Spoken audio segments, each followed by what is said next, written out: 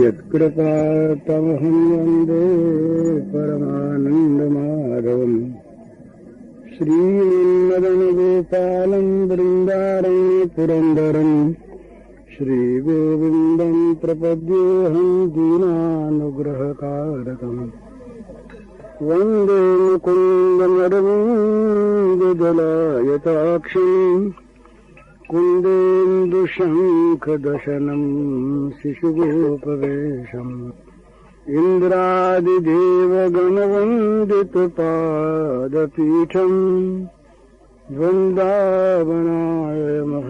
वसुदेवसुवनम् नवजलधरवर्णं चम्पकोद्भाषिकरणम् विकसितनलिनाशयं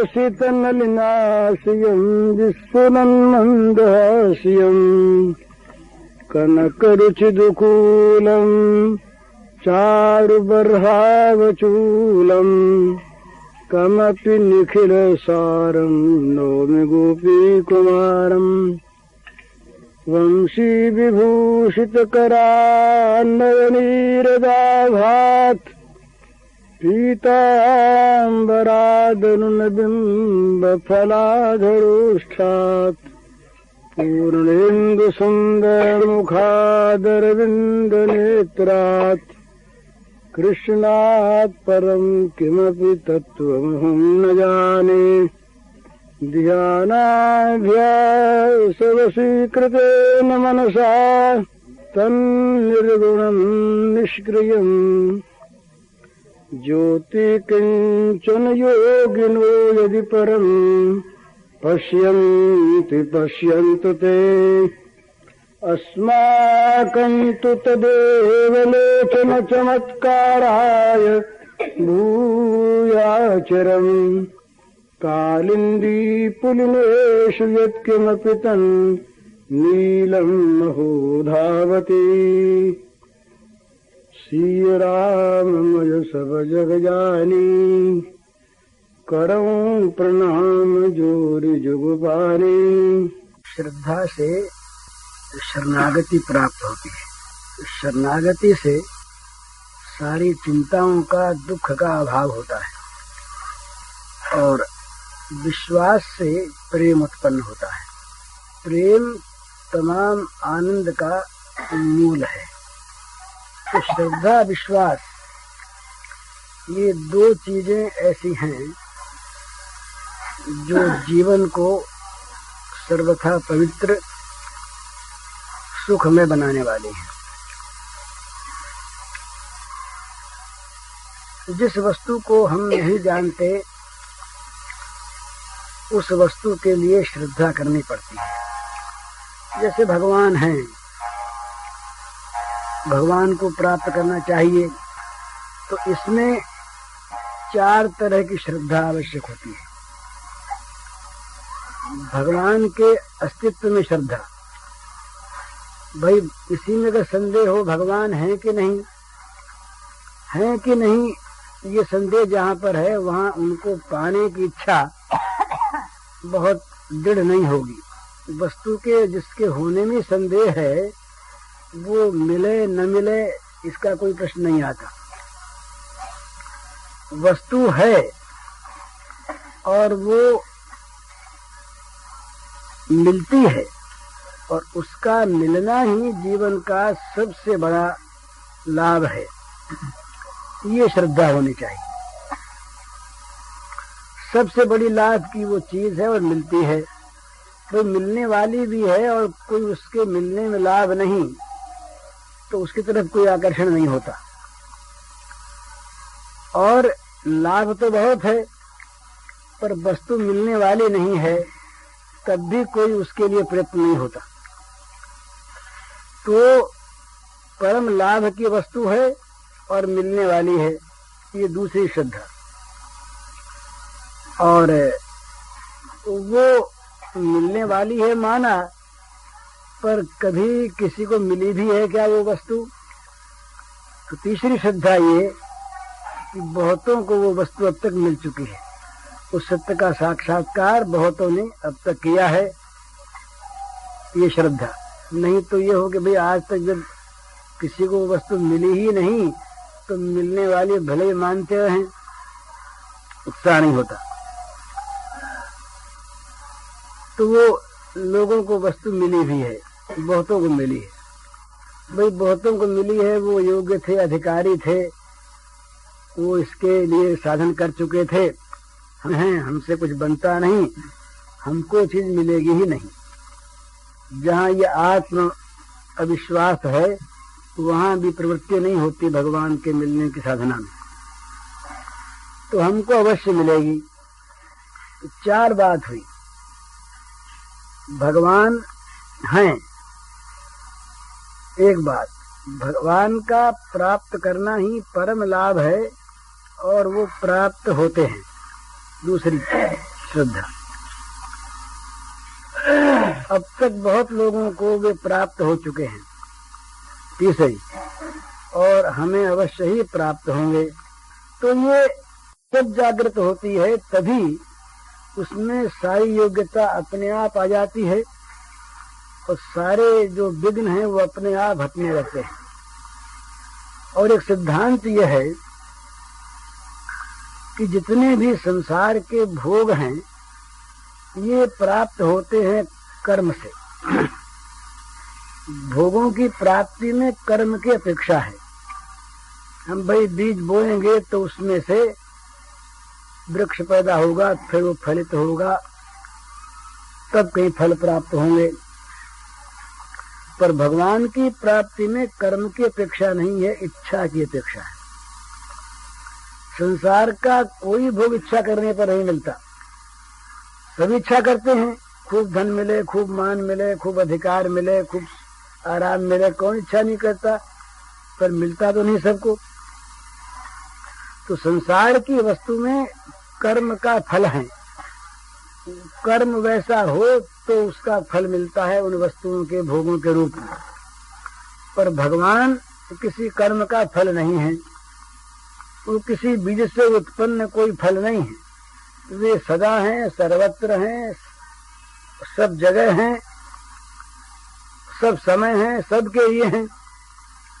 तो उनकी प्राप्ति इच्छा से होती है। इच्छा तीव्र हो तो भगवान की प्राप्ति हो जाती है निश्चित। और अपने पहले ही बात हुई थी, 7 बातें ऐसी हैं दोनों तरफ कि जिनका विचार करने पर मनुष्य अपना कर्तव्य निश्चय कर सकता है। एक बात तो ये कि भगवान की प्राप्ति होती है इच्छा से, तो भोगों की प्राप्ति होती है कर्म से। ये बड़ा अंतर है। इच्छा करने पर भोग नहीं मिलते, कर्म करने पर भोग मिलते हैं। कर्म करने योग्य स्थिति हमारी रहे न रहे, जीवन रहे न रहे, कर्म तो लंबी चीज है। तो इच्छा हमारी अभी तीव्र हो जाए तो अभी काम बन जाए। तो भगवान की प्राप्ति होती है इच्छा से, भोगों की प्राप्ति होती है कर्म से, एक बात। दूसरी बात, भगवान जब प्राप्त होते हैं तब पूर्ण ही होते हैं और भोग कभी पूर्ण होते ही नहीं। ये निश्चित सिद्धांत है। भगवान में अधूरापन कभी नहीं रहता। पूर्ण से पूर्ण मादाय पूर्ण मेवावशिष्यते, पूरे में से पूरा निकाल लिया जाए तो पूरा बचता है। वो कभी पूरे से कम हो नहीं सकता, ये भगवत्ता है। और भोग कभी पूरे होते ही नहीं। जिस किसी भोग को हम प्राप्त कर लें वहीं पर उसकी कमी हमारे सामने आ जाएगी कि ये चीज और हो तब काम बने। तो भगवान प्राप्त होंगे पूरे और भोग कभी पूरा प्राप्त होता ही नहीं। दूसरी चीज। तीसरी चीज, भगवान प्राप्त होकर के कभी बिछुड़ते ही नहीं और भोग कभी रहते ही नहीं साथ। कोई भी भोग हो, धन हो, मान हो, इज्जत हो, स्वास्थ्य हो, पद हो, अधिकार हो, कुछ भी हो, इन सब का वियोग अवश्यम भावी है, इन सब का विनाश निश्चित है। हमसे इनका बिछुड़ना अवश्य होगा। तो भगवान प्राप्त हो करके कभी बिछुड़ते नहीं नित्य संयोग रहता है, और भोग का वियोग निश्चित है, वो बिना बिछड़े रहते ही नहीं। 3 बात। चौथी बात, भगवान को प्राप्त होने की जब इच्छा उत्पन्न होती है, कभी से मनुष्य पापों से छोड़ने लगता है, तो जितने भी असद आचरण हैं ये सारे के सारे भगवत प्राप्ति के मार्ग में बाधक हैं। तो भगवान को प्राप्त करने की इच्छा करते ही साधन में प्रवृत्त होने पर सारे पाप छूटने लगते हैं, और भोगों की इच्छा होती पाप होने लगते हैं। स्वाभाविक, भाई धन चाहिए और बड़ा मन है, उसके लिए ललचाया मन, हमारे पास तो है नहीं, दूसरे के पास है, तो चलो कैसे लो उसको, ललचाया ना मन, तो भोग की जहां प्राप्त करने की इच्छा हुई वहीं पाप शुरू हो गए।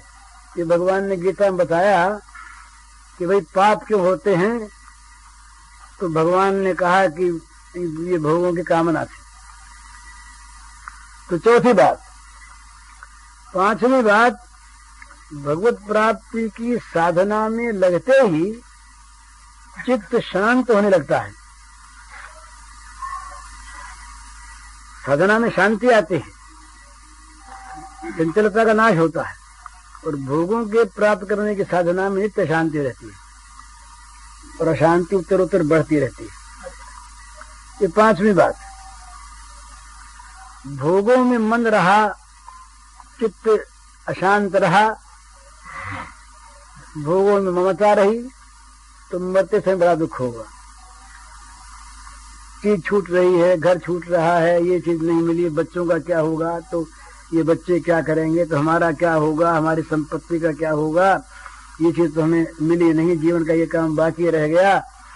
ये नाना प्रकार से अशांत मृत्यु होती है, दुख से मरता है भोगों का चिंतन करते हुए।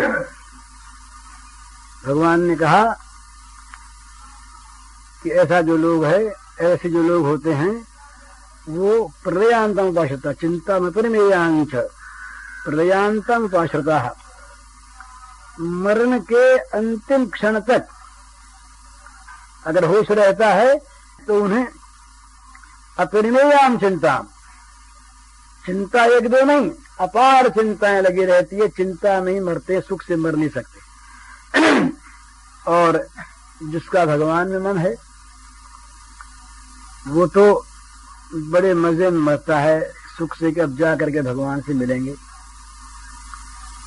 वो तो आनंद धाम में जाने के लिए यहाँ शरीर छोड़ता है, सुख से मरता है। ये 6वीं बात। और 7वीं बात, मरने के बाद जिसका भोगों में मन रहा, पाप में मन रहा, वो तो नरकों में जाता है, बुरी योनि में जाता है, और जो भगवान में मन लेके मरा वो भगवान को पता होता ही है। अब 7 बातें हैं हमारे सामने। भगवान की प्राप्ति इच्छा से होती है, भोग की प्राप्ति कर्म से होती है, उसका मिलना कठिन, इनका मिलना सहज। भगवान अधूरे नहीं मिलते, पूरे मिलते हैं, भोग कभी पूरे मिलते ही नहीं। दूसरी बात, भगवान मिलकर कभी बिछोड़ते नहीं और भोग कभी रहते नहीं। तीसरी बात, भगवान भोगों की प्राप्ति की इच्छा करती, पाप शुरू हो जाते हैं, और भगवान की प्राप्ति की इच्छा होती, पाप कम होने लगते, मिटने लगते हैं। चौथी बात, भगवान की प्राप्ति की साधना में शांति बढ़ती है, और भोगों की प्राप्ति की साधना में शांति बढ़ती है, जीवन दुखी रहता है निरंतर। छठी बात, भगवान में जिसका मन लगा है, भगवान की साधना करता है, वो शांति से मरता है, सुख से मरता है, भगवान में मन लगाए मरता है। और जिसका भोगों में मन रमा हुआ है, वो शांति में मरता है, दुख में मरता है, भोगों में मन लेके मरता है। छठी बात, और भगवान में जिसका मन है, वो मरने के बाद निश्चित भगवान को प्राप्त होता है, और जिसका भोगों में मन है, वो बुरी योनियों में नरकों में प्राप्त होता है। तो भाई ये बात तो सुन ली, पर भगवान भी अगर हों तो मिले ना, क्या पता है कि नहीं। तो उसमें एक युक्ति है। वो युक्ति ये है कि भगवान की सत्ता वास्तव में तो सिद्ध होती है पहले बात अपनी हो चुकी श्रद्धा विश्वास से ही, तभी उनका अंतरंग मालूम होता है। पर हम जगत को भी अगर देखते हैं, सारे काम जो प्रकृति में नियमित रूप से होते हैं, सूर्य का उगना अस्त होना, चंद्रमा का उदयास्त, नक्षत्रों की गति, समुद्र का सीमा में स्थिर रहना, ये एक बीज से ठीक वही फल उत्पन्न होना, सारी चीजें ऐसी हैं जो सिद्ध करती हैं कि किसी बुद्धिमान कुशल चेतन के द्वारा निर्मित और संचालित हैं। तो मानने के नेचर अपने आप करे, प्रकृति में अपने आप हो रहा है, तो जड़ नेचर ऐसा नहीं कर सकते, उसमें कोई न कोई चेतनता होनी चाहिए। और हम चेतन नेचर, जो चेतन नेचर है उसको ईश्वर मान लेते हैं, कोई आपत्ति की बात नहीं। जो चेतन है, जड़ नहीं, और जिसके द्वारा सब कुछ होता है वो ईश्वर है। तो यूं सिद्धि होती है ईश्वर की, और इसमें बहुत प्रमाण है। परंतु एक बुद्धिमानी की बात है, विचार के लिए युक्त संगत, तो एक आदमी मानता ईश्वर है और दूसरा मानता नहीं है। नहीं है, दोनों के लिए नहीं है, मानने वाले के लिए भी नहीं है, न मानने वाले की भी नहीं है, नहीं है बस। लेकिन जो मानता है वो तो ईश्वर की प्राप्ति के लिए प्रयत्न करता है, और जो नहीं मानता प्रयत्न ही नहीं करता। और ईश्वर की प्राप्ति के प्रयत्न में कोई घाटा नहीं है। लोक में भी भाई आज तक भी, अब भी संसार में इतनी बात अब तक भी है कि सच बोलने वाला, सेवा करने वाला, त्याग करने वाला, भलाई करने वाला, इंद्रियों को रोकने वाला भला तो माना जाता है, और उसके सुख भी संसार में मानसिक सुख बढ़ते हैं। तो भगवान के प्राप्त भगवान हैं ये विश्वास होगा तो कम से कम उसमें इन गुणों का विकास होगा। साधना में यही गुण आएंगे। ईश्वर से डरेगा तो कुछ पाप का भी भय लगेगा, बचेगा। तो ईश्वर अगर नहीं भी हुए तो घाटे में ही रहा हो, कुछ अच्छे गुण उसमें आए। संसार में नास्तिक भी अगर सत्यवादी होता है तो उसको अच्छा कहते हैं। घर से कुछ लगा नहीं, कुछ हानि हुई नहीं, समाज में प्रतिष्ठा ही हुई और कुछ लाभ नहीं हुआ, लोगों ने अच्छे समझा, मान ही मिला, बड़ाई मिली, और बुरे कर्मों से डरे तो जेल खाने से बचे, बदनामी से बचे, ये लाभ हुआ। तो उससे कुछ घर से लगा नहीं कोई। और अगर न विश्वास हुआ तो कदेंगे कौन परलोक और कौन पुनर्जन्म और कौन भगवान, जो कुछ है तो यही है। तो छल से, कपट से, छद्म से, बदमाशी से, चोरी से, डकैती से बस भोगों को पैदा करो और भोगो, यही काम रहा। तो संघर्ष होगा, कलह होगी, विद्वेष होगा, बैर होगा, हिंसा होगी, अशांति रहेगी, दुर्गुण फैलेंगे और बदनामी भी होगी। नहीं है तो नहीं है, तो घाटे में ही रहे। पर यदि है तो जो नहीं मान के छोड़ देगा वो घाटे में रह जाएगा बड़ा भारी।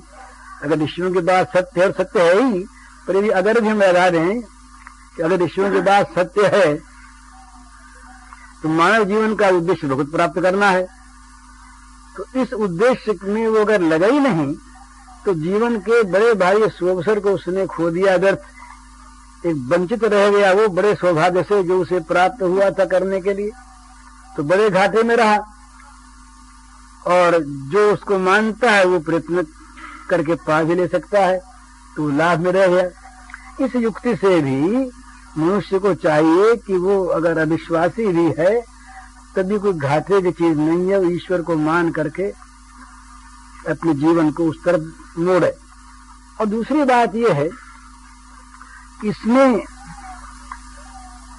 ये मानना चाहिए कि भाई नारद, व्यास, वशिष्ठ, सुखदेव, जिनके जीवन में हम अत्यंत पवित्र त्याग पाते हैं, जिन्होंने पैसे का त्याग किया, जिन्होंने आराम का त्याग किया, और जिनकी इतनी प्रगाढ़ विद्या है, माने हम कह सकते हैं कि भाई भावुक थे, अच्छे तो आदमी थे पर बहुत गहरी बुद्धि वाले नहीं थे, भावुक आदमी थे। और वो प्रवाह में बह गए, भगवान भगवान चिल्लाते रहे। तो ऐसी बात नहीं, बहुत बड़े बड़े दार्शनिक यूरोप के जो आज विद्वान माने जाते हैं, वो भी जब व्यास के सूत्र को देखते हैं, शंकराचार्य के जब ग्रंथों को देखते हैं, तो चकित रह जाते हैं कि इतने बड़े फिलोसफर तो यही हुए, उनका मस्तक नत हो जाता है।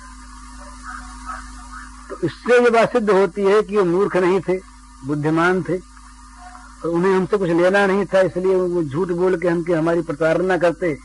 सो बात भी नहीं, बुद्धिमान भी थे और प्रतारक भी नहीं थे। तो इस अवस्था में जब वो अपना अनुभव जीवन का बता रहे हैं, वो कह रहे हैं कि भगवान है और भगवान की प्राप्ति होती है, तो हमें उनकी बात पर श्रद्धा करनी चाहिए।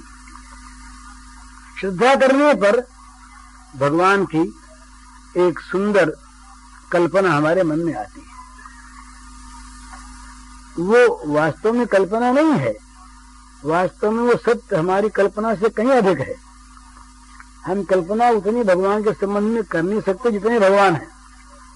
जैसे भगवान हैं वैसी कल्पना हमारी बुद्धि में आती नहीं, क्योंकि बुद्धि से वो परे की चीज है। तथापि हमारी बुद्धि में जो एक भगवान के स्वरूप की कल्पना आती है, वो स्वरूप इतना विलक्षण है कि उनमें श्रद्धा होने पर बरबस शरणागति हो जाती है। हम अपने को जबरदस्ती उनके चरणों पर छोड़ने को बाध्य हो जाते हैं, अगर उनका स्वरूप हमारे ध्यान में आ गया। उमा राम स्वभाव जन जाना, तिन्हीं भजन तज भावन आना। तुलसीदास जी के जो शब्द हैं कि भाई जिसने राम के स्वभाव को जान लिया, वो बरबस भजन करने को बाध्य होगा, क्योंकि वो स्वभाव ही ऐसा है। राम का, भगवान का स्वरूप ही ऐसा है कि उस स्वरूप का परिज्ञान होने पर, उस स्वरूप की एक झांकी मन में हो जाने पर मनुष्य रह नहीं सकता उसके प्रति अपने को बिना निवेदन किए। और इतने पर भी जो नहीं करता, उसके लिए तुलसीदास जी महाराज तो कहते हैं कि वो तो व्यर्थे संसार में पैदा हुआ। उसका तो जगत में जो जीवन है वो नरक रूप है। कई तरह से उन्होंने कहा, जरी जाओ उस जीवन जान के ना, जे जग में तुम्हारो बिन भय। जो जीवन तुम्हारा नहीं होगा उस जीवन में आग लग जा। वो केंद्र नरक रूप जीवत जग वो बंजन पदविमुख अभावी। उनका संसार में जीवन जो है वो नरक रूप है। तुलसी राम स्वभावशील रखी, जो न भगत योर आई, तो ही जाय जननी जननी जननी जड़ तन तरुणता गंवाई। तो ये सब संतों के अनुभव है। तो भगवान में श्रद्धा होने पर, उनके स्वरूप में श्रद्धा होने पर, उनके स्वभाव में श्रद्धा होने पर स्वाभाविक शरणागति उनकी प्राप्त होती है। मैंने अपने आप को हम उनके प्रति न्यौछावर कर देते हैं, उनके चरणों में डाल देते हैं। इतने वो बड़े और इतने बड़े होकर इतने अपने, ये दो चीज का मेल बहुत कम खाता है संसार में। जो बहुत बड़ा है और हम बहुत छोटे हैं, तो वो हमसे हमेशा दूर रहेगा। चाहे कभी बातों में वो हमसे अपना कह दे हमको, पर उसके जीवन से हमारी बड़ी दूरी रहेगी। भाई बहुत बड़ा आदमी है, वो हमसे बड़ा शीलवान है, तो सत्यनाथ हमसे भी प्रेम करता है, पर उसके पास हम जा नहीं सकते, उससे बोल नहीं सकते, उसके पास बैठ नहीं सकते, उससे बातचीत कर नहीं सकते। बहुत बड़ा आदमी है, हम बहुत छोटे हैं, बहुत दूर। पर बहुत बड़ा होकर तो बहुत छोटों का नित्य अपना है, ऐसा कोई तत्व है, उस तत्व का नाम भगवान है। तो भगवान ने ये कहा, गीता में अपने रूप को बताया, भोक्तारम यज्ञ तपसाम सर्वलोक महेश्वरम। जितने भी यज्ञ तप होते हैं, अच्छे काम होते हैं, जिस किसी के लिए हो, उन सारे के सारे भोगों का भोक्ता मैं हूं। मेरे पास हो जाते और मैं हूं कैसा, तो कहा सर्वलोक महेश्वरम। सारे लोगों के जो ईश्वर हैं उनका महान ईश्वर मैं हूं, इतना बड़ा। हमारे जो बड़े हम मानते हैं, भाई क्या तो किसके पास 2-4 करोड़ रुपया हो वो बड़ा, क्या जिसका अधिकार बड़ा हो। जवाहरलाल जी हमारे लिए बहुत बड़े, पर एक ही देश के वो प्रधानमंत्री हैं ना, सब देशों के तो नहीं है। और सब देश जो हमारे इस विश्व के हैं, इतने न मालूम कितने अंतरिक्ष और हैं, कितने ग्रह और उनके तो नहीं है। पर जो भगवान सारे लोगों के ईश्वरों के महान ईश्वर, तमीश्वराणाम परमम महेश्वरम, श्रुति में आया कि वो ईश्वरों के जो परम महेश्वर हैं, महान ईश्वर हैं, वो ईश्वर कहते हैं सुहृदम सर्वभूतानाम। स्वयं कहते हैं इतना बड़ा मैं, और एक नगण्य प्राणी है, तुच्छ से तुच्छ, जिसकी कोई कहीं गिनती नहीं, कोई जानता भी नहीं, उसका भी मैं अपना हूं। सुहृद माने अपना, जो हृदय से ही अपनापन मानता हूं, जिसमें अपनापन मानने में कोई हेतु न हो, भाई हमने किसी की सेवा की हो, हमारा किसी से प्रेम का संबंध हो, हमारा कोई व्यावहारिक लौकिक संबंध हो, वो हमें अपना माने तो एक बात है। पर भगवान कहते हैं कि ये कोई बात नहीं। सुहृदम सर्वभूताना, प्राणी मात्र का मैं अपना हूं, सुहृद हूं। इतना बड़ा और इतना अपना होता है, ये सबसे बड़ी ये महत्ता की चीज है। सुदामा से श्री कृष्ण मिले भगवान के नाते, इसको हम थोड़ी देर के लिए छोड़ दें। बड़े आदमी थे, उनमें शालीनता थी, कुछ था, पर वो दोनों की स्थिति एक सी होती उनकी, तो इतना कोई महत्ता नहीं थी उनकी। सुदामा से कोई ब्राह्मण मिलता गले लग करके तो कौन बड़ी चीज थी। तो श्री कृष्ण से, द्वारिका नाथ से कोई अयोध्या नाथ आकर के मिलते तो कौन बड़ी चीज थी, उसमें क्या महत्ता थी। तो दरिद्र ब्राह्मण है, जिसके पहनने को कपड़ा नहीं, जिसके पास कोई सामान नहीं, पैर में जूती नहीं, मैला कुचैला भूखा, उस ब्राह्मण से राजमार्ग पर, सड़क पर खड़े होकर पब्लिक रोड में वो गड़बहियां डाल करके और हृदय से लगा करके मिलते हैं, रोते हैं प्रेम से। इसको देख करके तमाम द्वारिका स्तब्ध रह गई कि भाई प्रेम हो तो ऐसा। तो बहुत बड़ा जब बहुत छोटे से मिलता है तो उसकी बड़ी भारी महत्ता होती है, उस महत्ता की कोई सीमा नहीं होती। तो ये भगवान जो हैं, ये इतने बड़े, इनसे बड़ा कोई है नहीं। महतो महीयान, इनके लिए श्रुति कहती है महतो महीयान। जितने बड़े हैं उन बड़ों में सबसे बड़े, जिनके बड़ेपन का भी वर्णन को हो नहीं सकता। बोले कितने बड़े, तो संख्या ही नहीं। हम असीम कहें तभी एक सीमा होती है। हम अगर किसी को अपनी वाणी से असीम कहें, अनंत कहें, तो अनंत और असीम भी हमारी बुद्धि में आने वाली एक चीज भी, जिसकी कोई संख्या नहीं हो सकती, जिसका माप नहीं हो सकता, जिसका और छोर हम नहीं जानते, पर और छोर कहीं है, हम कर नहीं सकते। सीमा कोई है, वो सीमा तक हम पहुंच नहीं सकते। जो ऐसी वस्तु है कि वो नित्य नित्य एक है और अनंत है, असीम है, उस वस्तु की सीमा हम कर नहीं सकते। इतना जो बड़ा है, वो बड़ा जो अत्यंत सीमित है, क्षुद्र है, उस क्षुद्र के साथ बिना हेतु के जो प्रेम करता है, ये सबसे बड़ी भगवान की महत्ता है। ये महत्ता भगवान में है। इस महत्ता को लेकर के भगवान बड़े हैं। तो इसलिए ये जब श्रद्धा भगवान में होती है, जब भगवान के इतने बड़प्पन का हमें ध्यान होता है, तो स्वयं हमारा चित्त लुट पड़ता है उनके चरणों में कि भाई कहाँ हम और कहाँ ये। और शरणागति होते ही दो बात आ जाती है। ये अपने पहले भी बात हो चुकी है। दो ही चीज संसार को जलाए डालती है, एक भय और एक शोक। वस्तु चली न जाए, ये भय है। उसका मिलना रुक न जाए, ये भय है, चिंता है, और चली गई शोक है, विषाद है। तो ये दोनों मिट जाते हैं भगवान की शरणागति होने पर।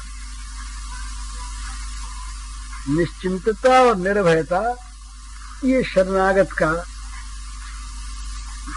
स्वाभाविक धन होता है। शरणागत जो पुरुष है उसके पास ये दो संपत्ति होती है बड़ी भारी, निश्चिंतता और निर्भयता। वो भगवान का होकर निर्भय हो जाता है, वो भगवान का होकर निश्चिंत हो जाता है। जब तक चिंता और भय हमारे मन में बने हुए हैं तब तक हम भगवान के नहीं बने, तब तक हमने भगवान के प्रति अपने को निवेदित नहीं किया, तब तक भगवान ने हमको अपनाया नहीं। यद्यपि वो अपनाने को तैयार ही हैं, हम ही उनसे अलग रहते हैं। तो श्रद्धा से शरणागति होती है, और शरणागति से सारे दुखों का नाश हो जाता है। शरणागत भक्त जो है ना, उसके पापों का नाश तो भगवान स्वयं करते हैं। स्वाभाविक छोटे बच्चे का मलमूत्र माद होती है, कहीं माँ अपेक्षा नहीं करती कि ये नहा धो के आवेगा, साफ होके आवेगा, तब मैं इसे प्यार करूंगी, तब मैं इसके हाथ लगाऊंगी, तब छूऊंगी। ये कभी माँ थोड़ी करती। वो तो जब देखती है कि बच्चा मल में भरा, कोई धोने वाला नहीं, रो रहा है, तो माँ स्वयं जाती है उसके पास, अपने हाथों मल धोती है, साफ करती है, कहीं गंध न रह जाए उसमें, उसको तकलीफ भी न हो नहाने में, चिंता करती है माँ। तो इसी प्रकार से जब भगवान के मनुष्य शरणागत हो जाता है, अपने आप को भगवान के चरणों में छोड़ देता है, तो उसके योगक्षेम का निर्वाह भगवान करते हैं, उसके दुखों को, पापों को भगवान मिटाते हैं, उसके सुख सुविधा का सारा प्रबंध भगवान करते हैं। फर्क इतना ही होता है कि सुख सुविधा भगवान सोचते हैं अपनी बुद्धि से, हमारी बुद्धि से। हम जिसमें सुख सुविधा मानते हैं, संभव है कि वो हमारी बुद्धि का भ्रम हो, तो उसमें हमारे सुखों का नाश होता हो। छोटा बच्चा किसी चमकीली चीज को देख करके वो चूल्हे में हाथ डाले, उसको तो पता नहीं आग है, हाथ डालने से हाथ जली जाएगा। तो माँ दौड़ती है तो पकड़ के चट से अलग कर लेती है उसको। अब बच्चा तो इस बात को जानता नहीं था कि आगे जहाँ आगे हाथ जल जाएगा, तो बच्चा रोता है कि हमारी इच्छा में माता ने बाधा उपस्थित कर दी, हम जा रहे थे किसी चीज को लेने के लिए, कोई चमकदार चीज थी, रोने लगता है बच्चा। तो बच्चा रोए भले ही, जो बच्चे का भला देखने वाली माँ है उन्हीं उसको आग में हाथ डालने देती। इसी प्रकार से भगवान के जब हम हो जाते हैं तो भगवान हमारी सुख सुविधा का विचार अवश्य करते हैं, उसे पूरा करते हैं और बड़ी सफलता के साथ पूरा करते हैं। हम जिसे कर नहीं पाते वो कर देते हैं क्षणों में, पर करते हैं वो अपने मन का, जिसमें वो ठीक समझते हैं। और शरणागत जो है वो निश्चिंत है, वो तो अपने आप को सर्वशक्तिमान सर्वज्ञ भगवान के चरणों पर छोड़ करके निश्चिंत हो गया। वो सोचेंगे सो ठीक, मैं सोचने में भूल हो सकती है, वो करेंगे सो ठीक, हम कर नहीं सकते, उनसे भूल होती नहीं, और करने के सब सामर्थ्य उनमें है, और हमारे प्रति उनका सौहार्द है। तो जो हमारा सुहृद भी है, जो सर्वशक्तिमान भी है, जो पूरा जानकार भी है, जिससे भूल होती नहीं, जो हर समय हर जगह अटेंड कर सकता है, उसको हम अपने को सौंप दिया, तो बस इससे बढ़कर हमारे लिए और क्या सुविधा की बात होगी। तो शरणागत अपने आप को सौंप देता है। फिर जब उसके सौहार्द में विश्वास होता है, तब हमारा वो भला करेगा ये बात भूल जाती है। फिर उसके प्रति स्वाभाविक एक प्रेम उत्पन्न होता है, रति उत्पन्न होती है। उस प्रेम में फिर एक लक्षणता आती है आगे जाकर के। प्रेम का जितना जितना भी विकास होता है, उतना उतना स्वसुख की इच्छा जो पहले थी वो बदल जाती है। शरणागत में तो है ही चीज, उसमें फिर स्वसुख की इच्छा तो रहती है, प्रेमी में भी, पर प्रेमी का सुख विचित्र होता है। प्रेमी प्रेमास्पद के सुखों को ही सुख मानता है। बस ये बड़ी भारी उसमें एक विचित्र बात आती है, उसका अपना सुख अलग रहता ही नहीं, प्रेमास्पद के सुख में ही उसको सुख की अनुभूति होती है। और प्रेमास्पद का सुख यदि हमारी लोक दृष्टि में हमारे लिए दुख नाम वाला हो तो हुआ करे भले ही, उससे अगर प्रेमास्पद को सुख होता है तो हमारे लिए उसमें परम सुख है। वो एक जगह आया है, श्री कृष्ण से कहलवाया है श्री राधिका जी ने कि भाई तुम निकुंज में आओ, ये हमारी बड़ी अभिलाषा है, और तुम्हारे ना आने से बड़ी मर्म पीड़ा होती है, परंतु यदि नाने में तुम्हें सुख हो, यदि नाना तुम्हारे मन के अनुकूल हो, तो तुम्हारे मन की वो अनुकूलता, तुम्हारे मन का वो सुख हमारे सारे दुखों को सुख बना देता है।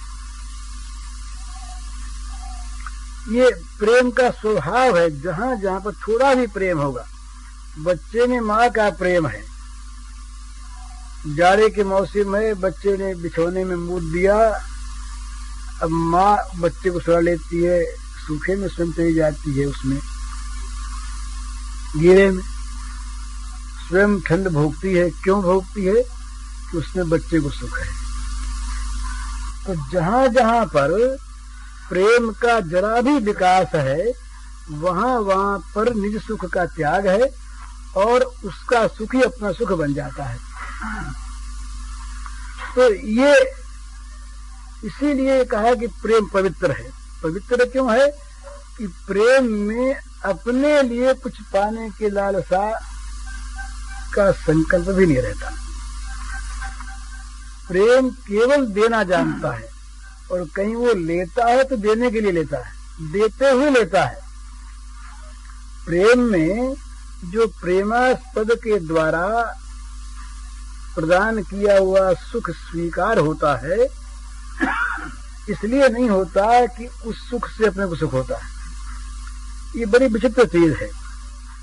प्रेमास्पद किसी प्रेमी को कोई वस्तु दे और प्रेमी उस वस्तु को ग्रहण करे,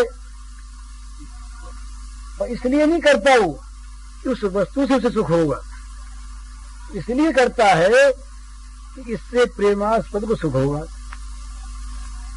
तो वहां पर भी वो लेता नहीं, देता है। प्रेमास्पद को सुख देने के लिए वस्तु लेता है। अगर प्रेमास्पद उसी क्षण ये चाहे कि तुम सारी वस्तुओं को जला दो, जला देगा, क्योंकि उससे प्रेमास्पद को सुख होता है।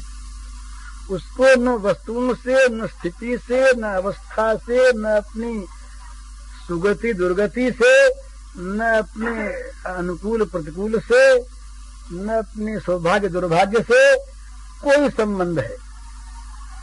उसका संबंध तो है केवल प्रेमास्पद के सुख से। प्रेमास्पद जिस बात में सुखी है, इसीलिए बड़े महत्व की चीज ये, बड़ा भारी ये आश्चर्य का सा सिद्धांत मालूम होगा, जिसको लोग अदार्शनिक भी कह सकते हैं, और इसीलिए लोग उसको कल्पना भी कह देते हैं। भगवान में भक्तों के द्वारा सुख पाने की इच्छा, माने जो नित्य पूर्ण है, वो पूर्ण अपूर्णता का बोध करके किसी अपूर्ण के द्वारा अपनी पूर्णता करना चाहे, तो संभव सी बात है ना। जो नित्य पूर्ण है, जो नित्य आप्त काम है, पूर्ण काम है, निष्काम है, अकाम है, इस प्रकार का कोई तत्व, इस प्रकार का कोई भगवान अपने में अपूर्णता का बोध करे, किसी वस्तु की कमी का बोध करे, और उस कमी की पूर्ति किसी कमी वाले से इसे अपूर्ण से कराना चाहे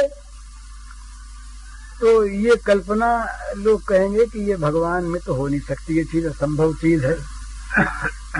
या तो ये अज्ञानी में होती है जो पूर्ण है ही नहीं, और या ये कोरी एक कल्पना है। ये कल्पना राज्य में प्रेमी लोग विचरण किया करते हैं भावुकता में। इसमें कहीं रियलिटी तो है नहीं, सत्य का लेश इसमें है नहीं, ये तो केवल बात ही बात है, भावुकता है भाई। और भावुक को ऐसा प्रतीत भी हो सकता है, ऐसा लोग कहते थे समाधान के लिए, जब आक्षेप नहीं करते तब। लेकिन प्रेमियों का तो ऐसा अनुभव है कि ये वस्तु ऐसी नहीं है, और भगवान भी झूठ नहीं बोलते। झूठ क्यों बोलेंगे? ये इतना बड़ा दर्शन का ग्रंथ गीता दार्शनिक ग्रंथ है, तो लोगों को इन श्लोकों का जो बड़े दार्शनिक हैं अर्थ लगाने में खींचतान करनी पड़ती है। कहीं रूपक करना पड़ता है, तो कहीं उसका दूसरा भाव बताना पड़ता है, पर वहां साफ शब्द है पत्रम पुष्पम फलम तोयम यो मे भक्त्या प्रयच्छति तदहम भक्तिपरतम अश्नामि प्रयतात्मा। एक एक शब्द साफ है। पत्र पुष्प फल जल, जो कोई भी भक्ति के द्वारा मुझे अर्पित करता है, उस प्रेम से सने हुए पदार्थ को मैं स्वयं खाता हूं। ग्रहण करता नहीं कहा वहां पर। अगर ग्रहणान कह देते तो सुंदरता से अर्थ लगा सकते कि भाई भाव की बात है, ग्रहण तो भाव से होता है, पर यहाँ तो अश्नामि क्रिया पड़ी है, खाता हूं। तो ये जहां जहां पर प्रेम होता है वहां पर प्रेम रस भावित वस्तु के लिए भगवान को भूख लग जाती है। भगवान में कामना का प्राकट्य हो जाता है, भगवान स्वयं उसके लिए लालायित हो जाते हैं। भगवान चाहते हैं कि मुझे ये वस्तु मिले, चाहते हैं। तो ये अकाम में काम, सर्वथा आप्त काम में कमी का अनुभव, उस कमी की पूर्ति उन लोगों से करवाने की इच्छा जिनमें स्वयं अपूर्णता है। भक्त प्रेमी कभी अपने को पूर्ण मानता नहीं, ये सिद्धांत है। ज्ञानी अपूर्ण नहीं मानता। ज्ञानी अगर पूर्ण माने तो ज्ञानी नहीं। ज्ञानी अगर ये समझे कुछ पाना बाकी रह गया, कोई काम भी रह गया शेष, तो कार्य न विद्यते, ये ज्ञानी गिरी का। और प्रेमी कभी ये मान ले कि मेरा प्रेम पूर्ण हो गया, तो प्रेमी नहीं। तो प्रेमी कभी पूर्ण है नहीं, अपूर्ण है।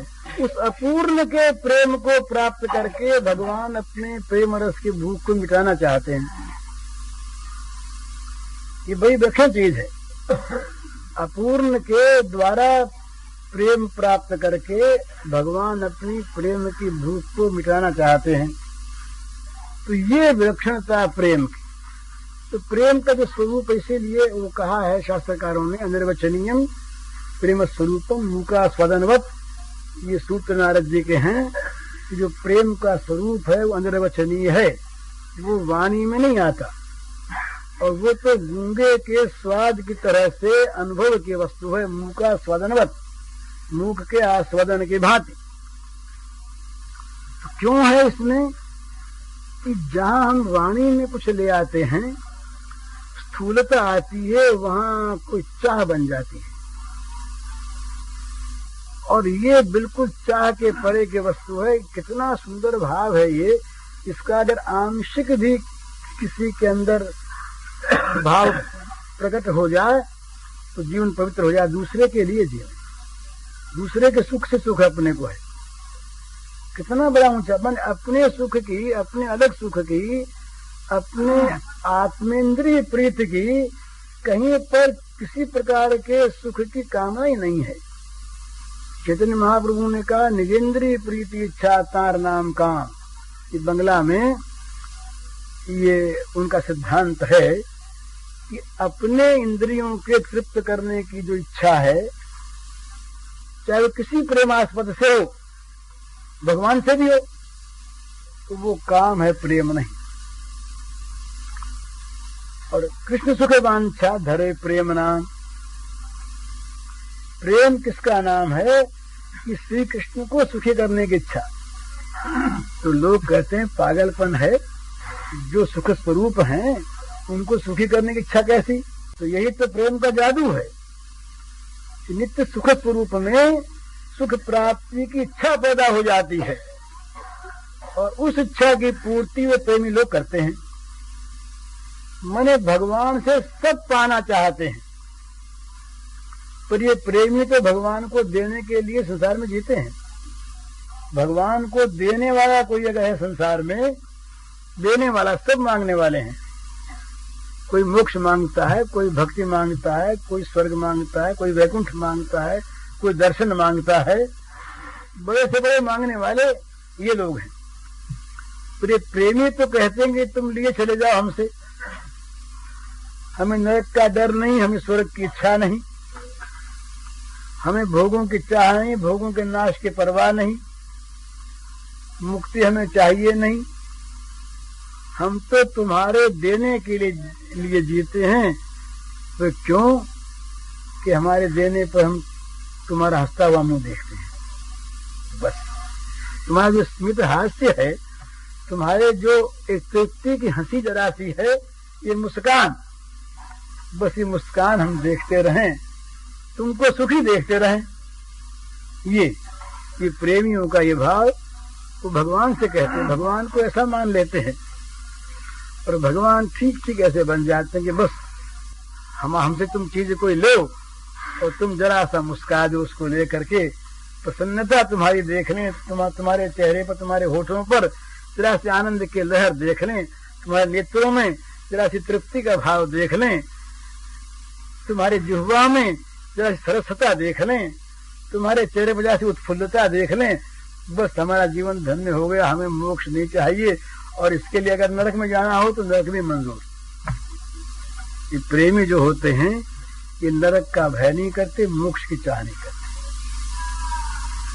ये तो केवल एक ही चाह में रहते। इसलिए जो प्रेमियों का दर्जा है ये सबसे ऊंचा है, ऊंचा। और इसमें ये वास्तव में जो भगवान के ये जो अवतार होते हैं, आवेशावतार, वो बहुत क्षणों के लिए होने वाले अवतार वो नहीं, रामकृष्ण के अवतार जो हैं ये वास्तव में प्रेमियों के लिए होते हैं। ये जो असुरनाश, साधु परित्राण, ये जो है ये तो ये जनरल का कार्य है उनका। भाई कोई अगर बहुत बड़ा सम्राट अपने किसी प्रेमी के घर आवे तो आता तो है प्रेमी के घर प्रेमी से बातचीत करने के लिए ही, पर जब आता है वो सम्राट तो है, उसके पीछे उसकी सम्राट बनने की सत्ता आती है, अधिकार आता ही है, तो यहाँ आके और काम भी वो कर लेता है।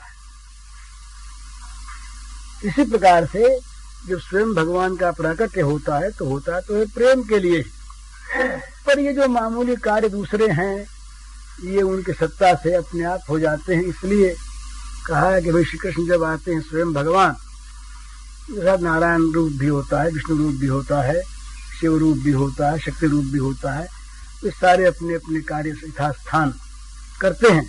तो उनका मुख्य जो कार्य वो तो निकुंज लीला ही है, वो तो उनका मुख्य कार्य तो केवल प्रेम है, और कोई काम उनका नहीं है, क्योंकि वो उस काम वो तो उनका अपना काम है। और बाकी जो कार्य है वो इसीलिए वो शांत रस है। भगवान का जो और प्राकट्य है वो जो प्रकट लीला है वो भक्ति के शांत रस में आती है। इसके बाद जो जो उसमें विकास है त्यों त्यों दास्य, सख्य, वात्सल्य, मधुर, ये जो रसों का विकास होता है ये उनमें अधिक अपनत्व, अधिक समीपपन को पैदा करता है। भगवान से अधिक समीप हो गए।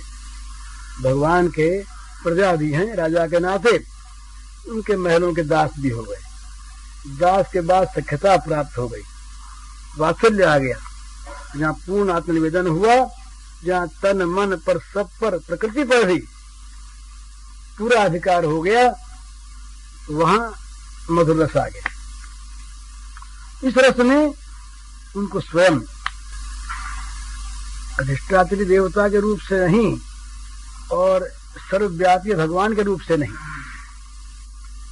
व्यक्तिगत स्वयं प्रेमास्पद रूप से उन प्रेमियों के साथ उनकी क्रीड़ा होती है। विशेषता है प्रेमी के भगवान, लोक संग्रही भगवान, अंतर्यामी भगवान, सर्वात्मा विश्वात्मा भगवान, सर्वातीत भगवान, ये तत्वतः एक ही वस्तु है, दो नहीं। तो सर्वातीत जहां पर है वहां जगत की सत्ता नहीं है, जहां सर्वात्मक है वहां जगत तो है, पर जगत के साथ उनका आत्मा मिलित है, सब भूतों में वो स्थित है। जहां लोक संग्रही भगवान है वहां अपने आचरणों के द्वारा लोक शिक्षा देते हैं, और जहां प्रेमास्पद भगवान है वो तो प्रेमी की अपनी संपत्ति है। तो प्रेमी की वस्तु प्रेमी के लिए प्रेमास्पद है। नारद जी महाराज ने सूत्रों को लिख करके ये फल बताया, सप्रेष्ठम लभते, उसको प्रियतम की प्राप्ति होती है। प्रियतम की, भगवान की नहीं कहा, ब्रह्म के नहीं कहा, आत्मा के नहीं कहा, परमात्मा के नहीं कहा। यद्यपि आत्मा परमात्मा ब्रह्म परमेश्वर कोई भिन्न वस्तु नहीं है, परंतु प्रेमी को भगवान मिलते हैं प्रेमास्पद रूप से, अपने, बिल्कुल अपने। वो भगवान है, होते रहे, वो विश्वात्मा रहे, वो समस्त संसार के स्वामी है, वो सर्वाधिक ब्रह्म है, हो। इन सब रूपों से उसका मतलब नहीं, उसके तो वो अपने हैं, वो उसका अपना है, वो उनका अपना है। ये जो अत्यंत अपनापन है, आत्मीयता का एकमात्र केंद्र जहां पर है, उस क्षेत्र का नाम प्रेम है, उस भाव का नाम प्रेम है। इसीलिए जो प्रेम है ये सर्वोत्तम वस्तु है, सबसे ऊंची वस्तु है। इस प्रेम का विकास होता है त्याग से। जहां तक मोक्ष की इच्छा भी है वहां तक भी त्याग आई है। जहां तक उनके द्वारा किसी प्रकार सुखी होने की इच्छा है वहां तक अपना सुख अलग रह गया ना, वहां भी प्रेम नहीं है। तो प्रेम होता है पूर्ण प्रेम, तो कभी होता ही नहीं, क्योंकि प्रेम की पूर्णता मानना ही प्रेम के स्वरूप को बिगाड़ना है। वो तो प्रतिक्षण वर्धमानम है, प्रेम का स्वरूप बताया प्रतिक्षण वर्धमानम, वो क्षण क्षण में बढ़ता रहे, ऐसा प्रेम। भगवान का स्वरूप सौंदर्य ये प्रतिक्षण वर्धमान है, और भगवत प्रेम प्रतिक्षण वर्धमान है। दोनों चीजों में होड़ लगी रहती है, भगवान की सुंदरता में और प्रेमी के प्रेम में। वो कहता हम आगे बढ़े, वो कहता हम आगे बढ़े। भगवान का प्रेम रूप कभी बासी होता ही नहीं, उसमें नित्य ताजगी रहती है, नित्य नवायमान है। जो भगवत सौंदर्य है, भगवत रूप है, ये नित्य नव है, नित्य नवायमान, नित्य किशोर होने पर भी नित्य नव है। और इसी प्रकार से प्रेमी का प्रेम भी नित्य नव है, नित्य नवीन रहता है, नए नए रूप में, नए नए भावों को लेकर के ये प्रेम समुद्र में लहरें उठती रहती हैं और प्रेमास्पद को सुखी करती रहती हैं। उनको सुखी देखा फिर लहरें नहीं उठी, लहरों को देखे वो और सुखी हुए, उनको सुखी देखा फिर नहीं लहरें हुई। बस यही महारास है, नित्य चलता है, नित्य विहार भगवान का, लीला विहार, यही प्रेम विहार है। तो ये इसी की झांकी कभी कभी यहाँ इस लोक में, कहीं वृंदावन में, कभी अवध में, कहीं कहीं हो जाती है। लोग उसको गा गा करके धन्य होते हैं, सुन सुन करके पवित्र होते हैं, पावन होते हैं। तो ये प्रेम बड़ी ऊंची चीज। तो भाई प्रेम ऊंची चीज तो है, पर हमारे योग्य तो हम तो नहीं है ना। तो हमें तो पहले श्रद्धा करनी चाहिए, भगवान पर श्रद्धा करें। श्रद्धा करने पर भगवान के स्वरूप की झांकी होगी। तब अगर हमारा सौभाग्य उदय हुआ बहुत बड़ा, तो हम उनके चरणों में गिर जाएंगे बिना शर्त के। शरणागत निवेदन यहाँ तक हो गया तो बहुत, आगे की बात तो भगवान करेंगे। हरिओम। शरणागति और प्रेम इस विषय का व्याख्यान आज मिति आश्विन शुक्ल दशमी विक्रम संवत 2012 तदनुसार तारीख 26 अक्टूबर सन 1955 बुधवार को प्रातःकाल अनुमानतः 8:30 बजे गीता वाटिका गोरखपुर में कल्याण संपादक भाई जी श्री हनुमान प्रसाद जी पोद्दार द्वारा दिया गया।